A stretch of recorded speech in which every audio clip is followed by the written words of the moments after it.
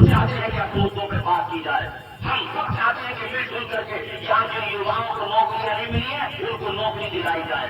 जो अभी तालीम के हवाले से पीछे हैं, देख लो चालाकी ऐसे मुद्दे लाते हैं। बलात्कार का मुद्दा उन्नाव का गाया जनाब वाला, और भी मुख्तलिफ जगहों पर जो महंगाई कहीं से कहीं पहुंच गई, कारोबार ठप हो गए, फैक्ट्रियां बंद हो गई, सारे मुद्दे खत्म हो गए।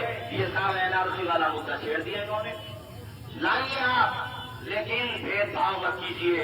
जितना हक हिंदुस्तान पर आपका है, उतना ही हक हर उस हिंदुस्तानी का है जिसने इस भारत में जन्म लिया है। मेरे भाइयों, मैं ये नहीं कहता कि ये मुसलमान सिर्फ मुसलमान, ये हिंदुस्तान सिर्फ मुसलमानों का नहीं, ये सबका है। भारत में ये कहते हैं सिकंदर हुए मंजर, भाषा किया जो कोई तारीर नहीं है। हर धर्म के लोगों का यहाँ हक है बराबर। भारत किसी के बाप की जागीर नहीं है, और हम ये मुल्क छोड़ के नहीं जाएंगे। हमें इस मुल्क से मोहब्बत है। ये तो आप जहन से निकाल दीजिए कि यहाँ का कोई भी नागरिक किसी भी समुदाय का हो, भारत को छोड़ के जाएगा। यहाँ से हमें आपको निकालने के लिए हमारे सीनों पे गोलियां चलाना पड़ेगी, लेकिन हम ये भारत छोड़ के नहीं जाएंगे, क्योंकि हम यहाँ पैदा हुए हैं। इसके लिए अशराफुल्लाह खान ने फांसी का फंदा चूमा है, इसके लिए मौलाना किफायत अली काफी ने फांसी के फंदे पर लटके हैं, इसके लिए अल्लामा फजल हक आजादी कालापानी की सजा पाई है उन्होंने। 55,000 से ज्यादा उलमाए किराम 1857 की जंग आजादी में फांसी के फंदे को जिन्होंने मुस्कुराते हुए चूम लिया था और कहा था सारे बाहर से अच्छा हमारा, हम भूल हुए हैं इसलिए दिल से था हमारा। आप क्या समझते हम ये भारत छोड़ के चले जाएंगे? आज भी भारत में हमारे हक के लिए लड़ने वाले हिंदू समाज के लोग मौजूद हैं। वो पार्लियामेंट में तुम्हारे हक में जो बोल रहे हैं, जहाँ सदुद्दीन वैसे बोल रहे हैं, वहाँ पर भाइयों दर्जनों की तादाद में हिंदू समुदाय के लोग बोल रहे हैं। मेरे भाइयों, तो हम कैसे माने कि ये हिंदुस्तान कम्युनल हो गया? नहीं, ये हिंदुस्तान कल भी सबका था, आज भी सबका। रहीमियत सत्ता की बनाई तो बड़े बड़े आए, बड़े बड़े चले गए। इस हिंदुस्तान का कोई कुछ नहीं बिगाड़ पाया, और हिंदुस्तान इंशाअल्लाह सब लोग मिलजुल करके रहेंगे। यहाँ ये भी बता दूं, अधिकारियों के सामने एक बात बता दूं, हुक्मरानों में ये नहीं कि जालिम हुक्मरान सिर्फ एक ही धर्म से रिलेटेड हो। हमारे यहाँ पर भी हुए जालिम हुक्मरान।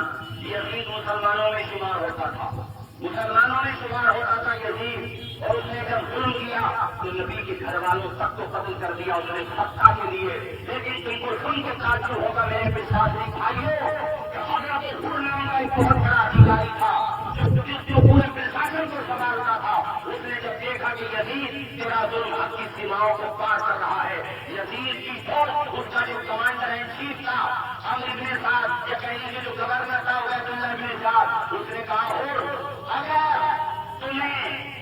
अगर तुम्हें अपने बुरे रहना है तो हमारे हुकूमती फरमान को मानना पड़ेगा। तो हजरत हुर ने कहा था मैं इस पद को मारता हूँ तो मेरे कलम से किसी सालिम के खिलाफ फैसला हो जाए, मेरी तलवार से किसी सालिम के खिलाफ फैसला हो जाए। नतीजा ये हुआ कि हक की लड़ाई लड़ते लड़ते हुर शहीद हो गए, यजीदी मिल गए, लेकिन हजरत हुर का नाम ये जामनगर है गुजरात में। मैं वहां प्रोग्राम में जाकर हर साल 10 रोजा प्रोग्राम होता है। जब राइड उधर हुआ तो वहां के जो कप्तान थे, एसडीएम साहब थे, उनसे मेरी मुलाकात भी हुई एक मौके पर। तो उन्होंने आपको सुन के ताज्जुब होगा मेरे भाइयों, उन्होंने कहा आप जो करते कीजिए, लेकिन मेरे होते हुए मैं जामनगर में किसी बेगुनाह को मारना तो दूर की बात है, उसके मकान का एक दिन का भी नहीं चले। ऐसे अधिकारी भी भारत में मौजूद हैं। इसलिए मुसलमानों, दलितों, सिखों और हिंदू भाइयों, बिल्कुल घबराने की जरूरत नहीं है। बस मुनज़्ज़म होकर सीधा फिलाई बनने की जरूरत है। वो चाहे कोई भी चोला बन के आए जो हमारे भारत के संविधान के साथ खेलेगा, हम उसको बाहर का रास्ता दिखाएंगे। अगर हम आपको सत्ता की कुर्सियों पर पहुंचा सकते हैं तो हम हिंदुस्तानी आपको उतार भी सकते हैं। हम सब मिलकर के आपको उतार भी सकते हैं मेरे भाइयों। क्योंकि यहाँ पर आप देख रहे हैं हमारे शहर इमाम حضرت قاری سلیمان اشرف صاحب قبلہ موجود ہیں، ہمارے شہر مفتی حضرت مفتی علاؤالدین صاحب قبلہ موجود ہیں، ہماری مرکزی مدرسہ العلوم کے ناظم اعلیٰ حضرت قاری تنظیم اشرف صاحب موجود ہیں، اور ابھی جو خطاب فرما رہے تھے بہترین عالم دین حضرت قاری عرفان ندیمی صاحب، حضرت مولانا ضیاء المصطفیٰ صاحب قبلہ، اور مفتی اعظم سرسی حضرت مفتی عالم صاحب، اور ہمارے حضرت قاری فیضان صاحب قبلہ، اور ماشاء اللہ حضرت مولانا حضرت مفتی نسیم صاحب قبلہ، اور یہ بات بھی بتاتے ہیں آپ لوگوں کو، یہ ہماری آواز پورے ہندوستان میں پہنچے گی، اور ہم یہ جن لوگوں کو ہم نے چن کے پارلیمنٹ میں بھیجا ہے ان کی بھی ذمہ داری ہے، ان کی بھی ذمہ داری ہے کہ وہ اپنا